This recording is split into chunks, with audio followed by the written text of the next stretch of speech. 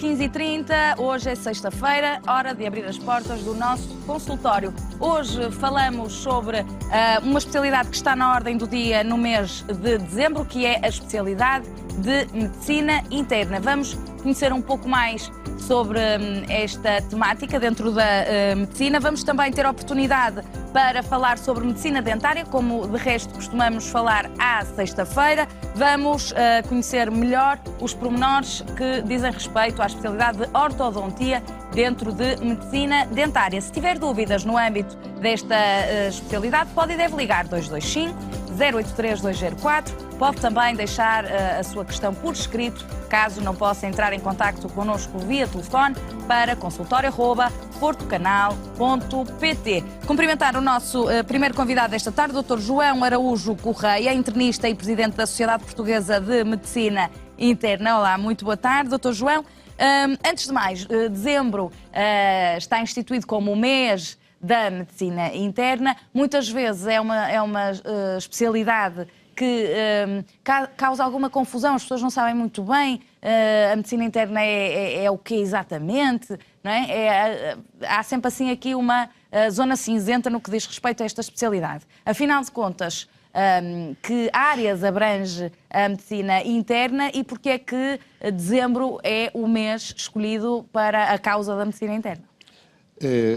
Primeiro que tudo, realmente eu tenho que dar o meu tributo primeiro é ao Dr. House. O Dr. House realmente deu alguma clarividência em relação àquilo que é a medicina interna. O Dr. House, como se bem se lembram, ele depois ficou um bocadinho... famoso. Ficou famoso, mas talvez um bocadinho excessivo. Mas, de facto, era um gestor do doente no hospital. E realmente é isto que nos Estados Unidos são os hospitalistas. Os hospitalistas. Portanto, são uma espécie de clínicos gerais de doentes complexos hospitalares. Portanto, é uma espécie de gestor da orquestra. Realmente tem muitas áreas a que se dedica, desde a urgência até áreas específicas, como a diabetes, a insuficiência cardíaca, as doenças hepáticas, etc., etc. Mas, de facto, realmente é esse gestor. Porque é que realmente a medicina interna reivindicou para si o mês de dezembro? Eu realmente, desde junho, tenho a sorte de liderar uma direção muito ativa na Sociedade Portuguesa de Medicina Interna e realmente estávamos a pensar como é que devíamos comemorar o nosso 67º aniversário. Já são muitos anos, 67 não é? anos. 67 anos em 14 de dezembro. E realmente alguém se lembrou, e eu acho que foi uma ideia feliz, porque não reivindicar o mês de dezembro à medicina interna? Porque, de facto, nós, e toda a gente nos vai habituando a ver-nos, é a nossa cara que vem no serviço de urgência, o internamento são os maiores serviços de internamento dos hospitais, são lidados por internistas, mas em dezembro as coisas pioram, não é? Ou por outra. Talvez agora, por acaso, este ano, parece que está ligeiramente deslocado para janeiro. Porque realmente o que acontece é que vêm as gripes, vêm as descompensações de todas as doenças crónicas e, portanto, os serviços de urgência, como infelizmente as pessoas sabem, começam a ter aquelas horas de espera, não é? Embora realmente nós, muitas vezes exaustos, continuamos a estar lá disponíveis para ver os doentes. Portanto, por um lado, temos muito mais internamentos, recebemos mais 30% dos doentes habitualmente nas nossas enfermarias. Muito devido pelas doenças respiratórias, é isso? Muito doenças respiratórias e que descompensam outras doenças. Por exemplo, muitas vezes nós temos uma gripe. A gripe em si não é muito importante. Mas se nós temos um doente com uma insuficiência cardíaca e que também é diabético e depois vem o vírus da gripe, isso faz com que uma espécie de baralho de cartas descompensa completamente e o doente passa a necessidade de ser internado. E muitas vezes os nossos serviços já não chegam, acabamos por ter muitas camas noutros serviços, onde nós também vemos com o mesmo quadro clínico, e, portanto, eu acho que as pessoas entenderão bem porque é que esta coisa do dezembro, acho que faz sentido. Realmente vemos muitos mais doentes na urgência, mais doentes na enfermaria, e realmente estamos aqui para reivindicar para nós este tempo que tem a ver com o trabalho que fazemos todos os dias, com muito gosto, porque nós gostamos de ser internistas. Desculpe, peço perdão.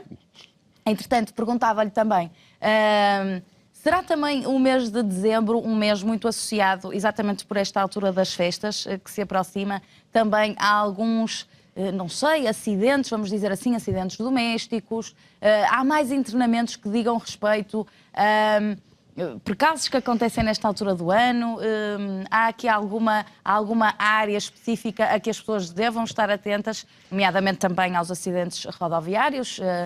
Isso já sabemos também que as pessoas têm que estar muito atentas nesta altura, não é? Portanto, esta época é muito propícia para que tipo de acidentes? Bem, é evidente que realmente, ainda há pouco estava a ouvir na rádio, mais uma vez, a polícia a chamar a atenção da questão do beber e não conduzir, não é? Portanto, os acidentes estão muitas vezes relacionados um bocadinho porque as pessoas se esquecem destas coisas e realmente não podem deixar de esquecer.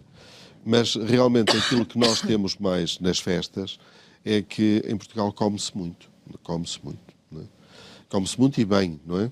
E realmente muitas vezes acabamos por ter algumas descompensações, quer hepáticas, quer gastrointestinais, que têm a ver por um descontrole um bocado em relação àquilo que as pessoas acabam por comer demais, não sendo, digamos, moderadas nos seus apetites.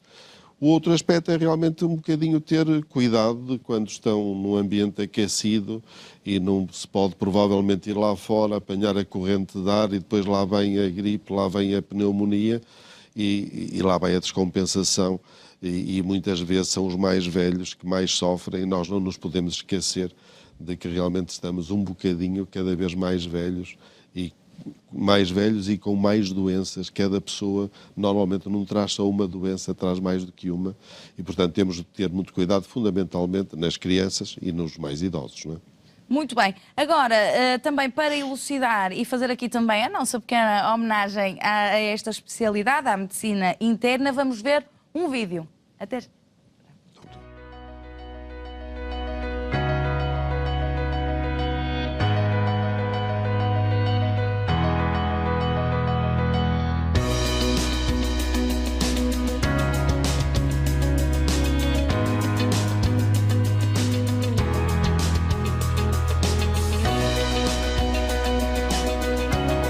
A Sociedade Portuguesa de Medicina Interna é a maior sociedade científica médica portuguesa.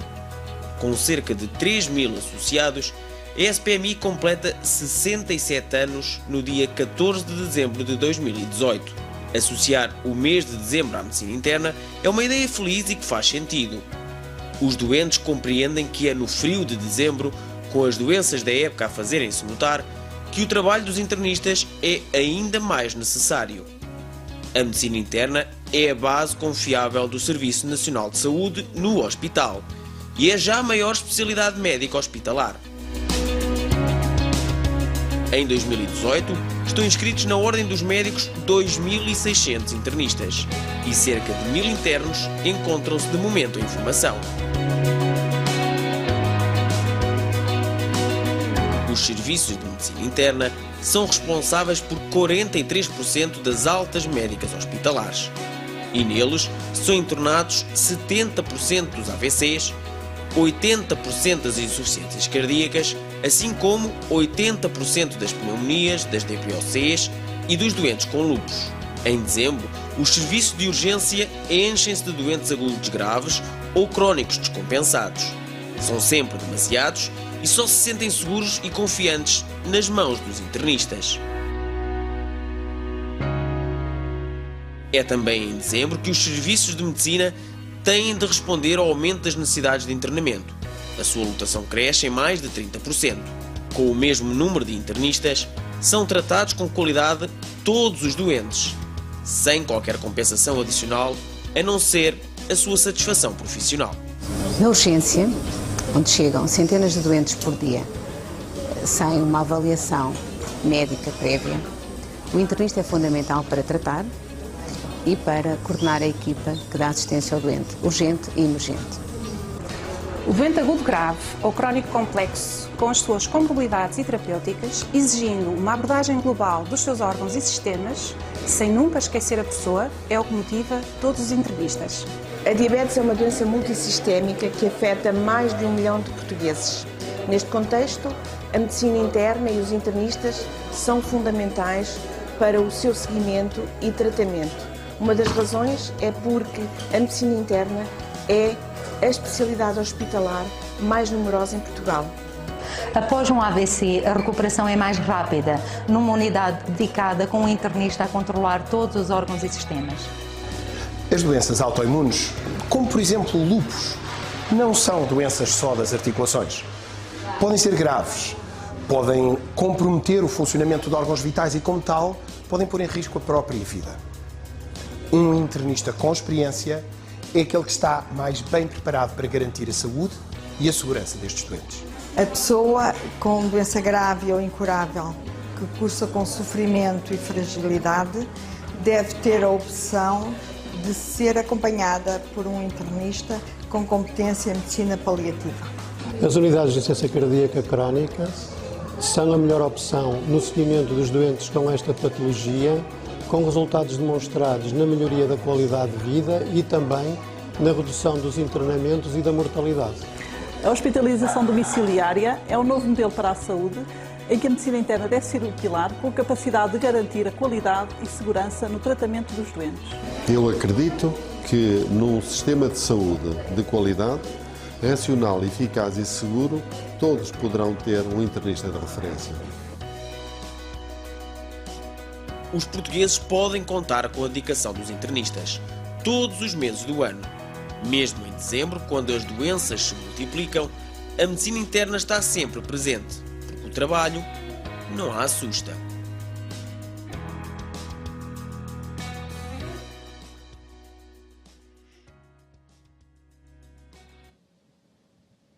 Muito bem, e assim ficámos a conhecer um pouco melhor as caras que estão por trás de alguns departamentos de medicina interna em hospitais espalhados por Portugal e também vimos ali o testemunho do próprio Dr. João Araújo Correia.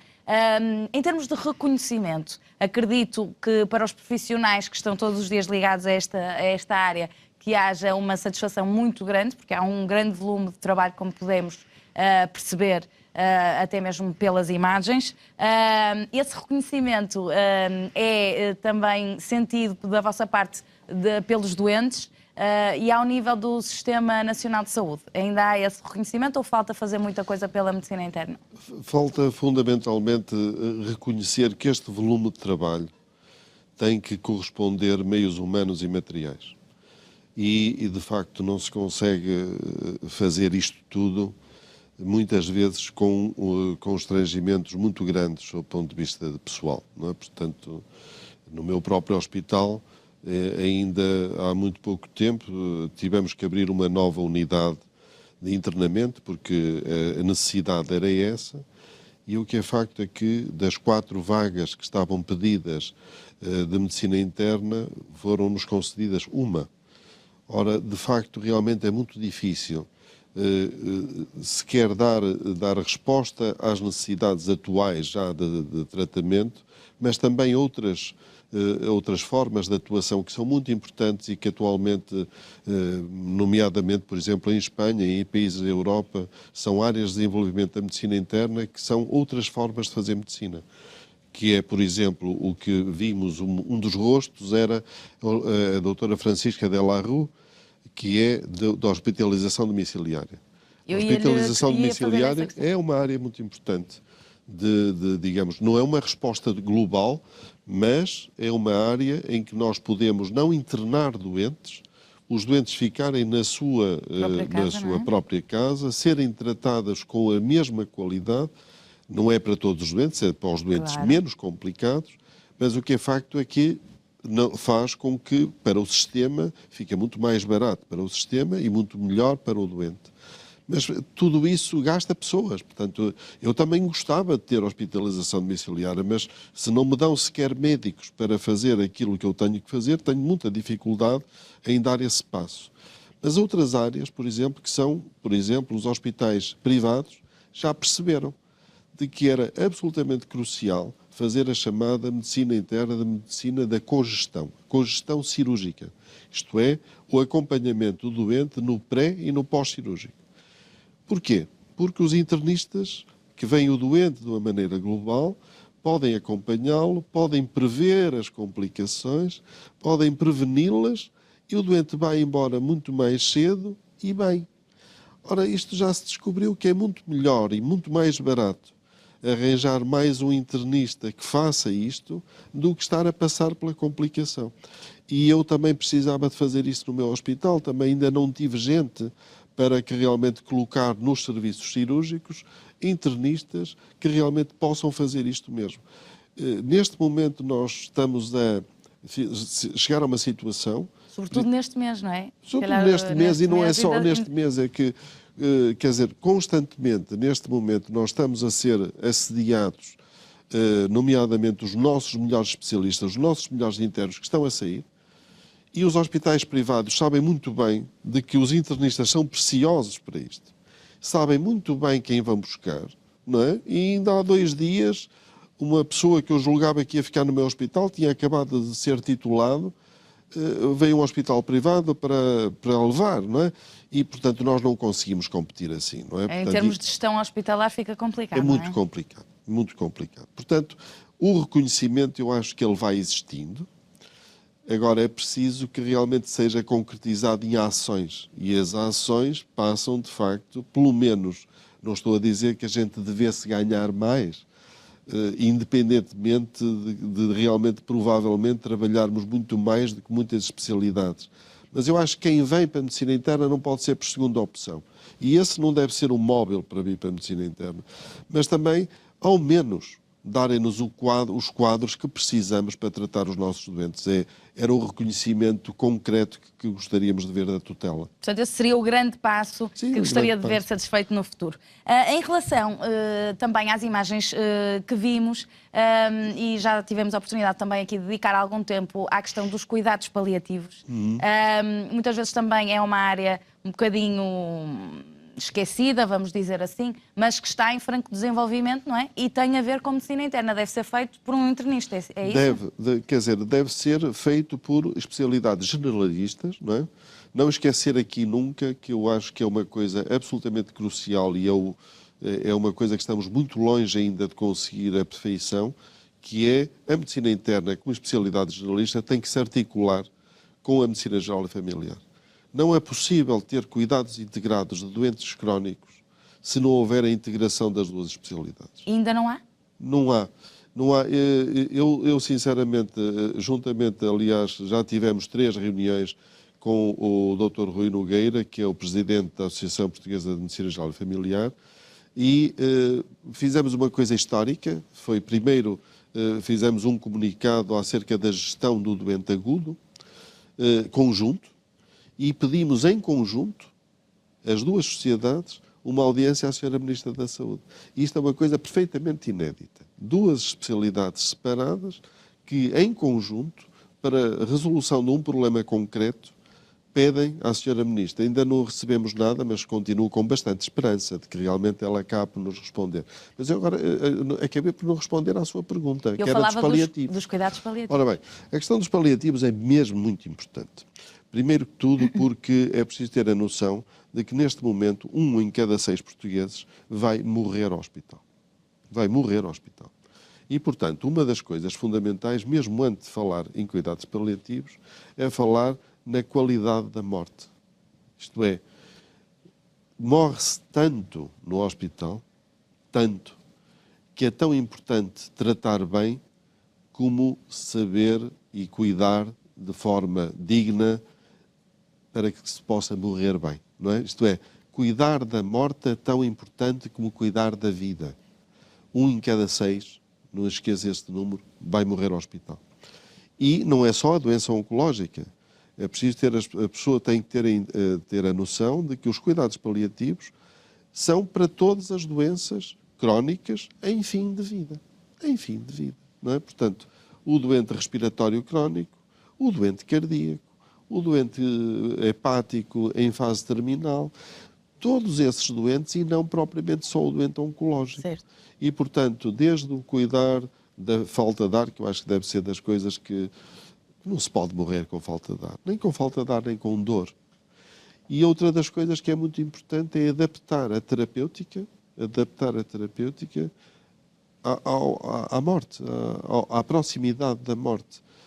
Aquilo que muitas vezes nós vemos, que é tratar excessivamente os doentes, entubá-los, ter soros, é uma violência, compreende? Quer dizer, é um conceito antigo. Tem que haver ali um equilíbrio entre o e é muito importante falar com as famílias. É muito importante falar com as famílias, porque as famílias entendem. Muitas vezes a pessoa está no final e vem com a sua 5ª ou 6ª pneumonia ou infecção urinária. Tratar com antibiótico nesta fase da vida pode ser perfeitamente supérfluo, porque a infecção é apenas a ponta do iceberg. A família o que precisa é que o médico tenha tempo para falar com ela e diga, olhe, o que vamos é tirar a dor, vamos fazer com que se sinta confortável, vamos tirar a falta de ar e fique aqui com o seu doente, a acompanhá-lo, porque eu acho que deve ser das coisas piores morrer sozinho. E, portanto, dentro dos possíveis, fazer com que possam estar acompanhados com as suas famílias, mas com dignidade. O tratamento excessivo é muito mau. É quase tão mau como não fazer tratamento, como é evidente, não é? Quer dizer, mas, por exemplo, à partida... Fazer essa gestão. A gestão, não é? Há doentes... Muitas vezes as famílias, se não tiverem esse tipo de contacto médico, também não sabem, não é? Portanto, tem que haver uma informação e a partir daí decidirem. Eu costumo dizer aos meus internos, muitas vezes, que realmente há tempo que não é perder tempo, é ganhar tempo. Porque, de facto, as pessoas entendem muito bem. Por exemplo, saber quando um doente, digamos, com uma fase avançada da sua doença, oncológica ou outra, dizer, olha, ele pode ir para casa, e quais as situações em que o doente deve voltar ao hospital. Isto tem que ser ensinado. Olha, se ele simplesmente recusar comer, isso não é razão. Isto é porque o nosso organismo vai se adaptando à fase de pré-morte e isso é uma adaptação natural. Nós não devemos forçar. Forçar a comer é uma violência. Agora, quando é que o deve trazer? Olha, se tiver muita falta de ar, traga-o cá, porque ninguém pode morrer com falta de ar. Se a dor não estiver controlada, traga-o cá. Por isso é que nós estamos cá. Mas as pessoas têm que ser ensinadas. E eu nunca tive más experiências quando falo com as pessoas, porque as pessoas entendem. Agora, naturalmente, se não lhes ensinam estas coisas, é evidente que eles querem o melhor para os seus entes queridos e trazem-nos ao hospital, muitas vezes acabando por falecer na tal solidão com muita gente, não é? Quer dizer, os hospitais cheios de pipis e com muita gente, mas às vezes sós, quando era tão melhor estarem em casa nos seus finais, não é? Portanto, depreendo que um bom especialista em medicina interna tem também que ter muitas características na ligação interpessoal e relacional. Como qualquer médico, como é óbvio, naturalmente. Mas no nosso caso, no nosso caso, como se agora diz toda a gente, que faz parte do nosso ADN, deve fazer parte do nosso ADN, de facto. Um internista que não saiba falar com o doente é melhor dedicar-se a outra coisa. Porque realmente isto faz parte da coisa. No dia-a-dia do internista, não é? No dia-a-dia, porque nós não estamos só a ver um órgão, não é? Digamos, nós vemos os órgãos, não é? E a pessoa, não é? E temos que, antes de mais nada, saber que aquela pessoa tem, ela própria, que tomar parte da decisão. Portanto, nós não somos uns deuses que decidimos por ela. Nós temos que dar os elementos que nos fazem cientistas, que estamos na posse de algum saber, que demos os elementos para que as pessoas possam decidir. Mas as pessoas até podem decidir uma coisa diferente daquilo que nós achamos. E isso tem que ser respeitado. A pessoa está sempre antes do conjunto de cada um dos órgãos, não é? Muito bem. Agradecer ao Dr. João Araújo Correia aqui a presença no consultório. Bom mês de dezembro, que ainda não acabou o mês da medicina interna. Nós vamos seguir para um breve intervalo. A seguir falamos sobre medicina dentária. Até já.